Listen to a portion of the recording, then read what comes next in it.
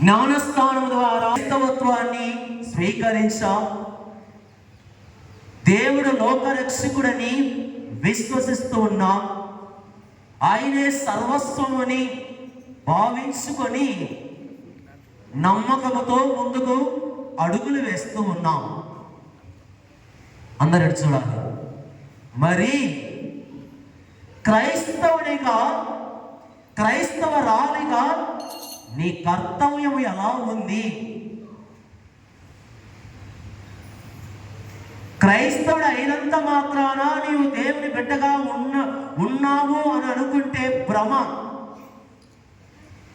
జ్ఞానస్థానాన్ని పొందుకున్నంత మాత్రాన నీకు పరలోకము లభిస్తుంది అనుకుంటే అది ఒక పొరపాటు.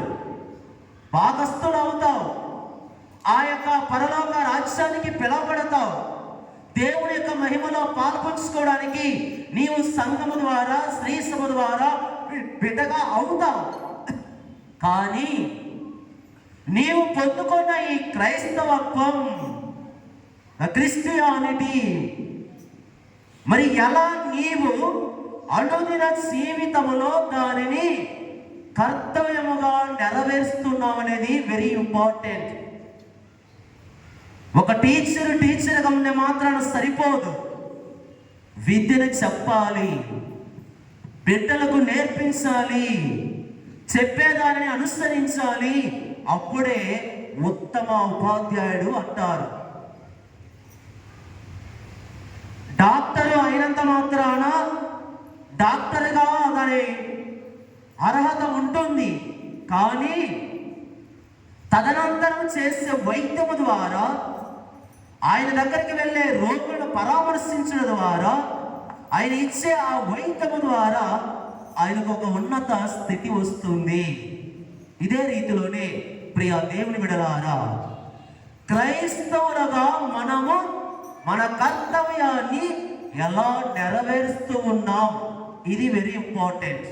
కనుక ఈరోజు నీవు నేను మనమందరం కూడా ఇంకను ఏదో మేము దేవుని బిడ్డలము, సంఘ బిడ్డలము, లేదా లూతుమాత బిడ్డలము, లేదా బాలయేసు దేవాలయానికి చెందిన వంటి బిడ్డలము అనుకుంటూ జీవిస్తున్నారేమో.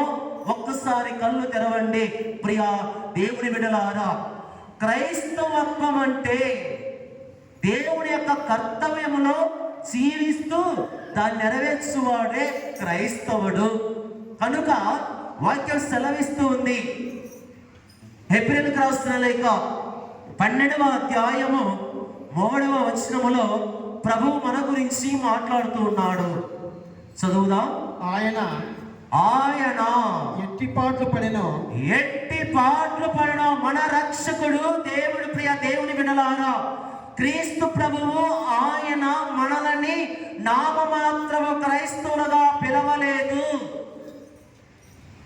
ఫర్ ద నేమ్స్ సేక్ కాదు. ఎవరిని కూడా, ఇక్కడున్న ప్రతి ఒక్కరిని కూడా దేవుడు నామమాత్రపు క్రైస్తవులుగా పిలవలేదు. ప్రభు ప్రభు అనే వారిగా పిలవలేదు. దేవుడా దేవుడని గట్టిగా అరిచే బిడ్డలుగా పిలవలేదు.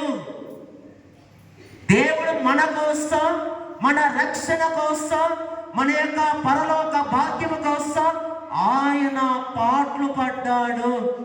ఆయన అంటే క్రీస్తు భగవానుడు. ఆ భగవానుడు ఎట్లు పాటలు పడెనో, ఆయన సిలువ మోసాడు, కింద పడ్డాడు, ఆయన శరీరము నలగొట్టబడాది, రక్తము చిందించాడు.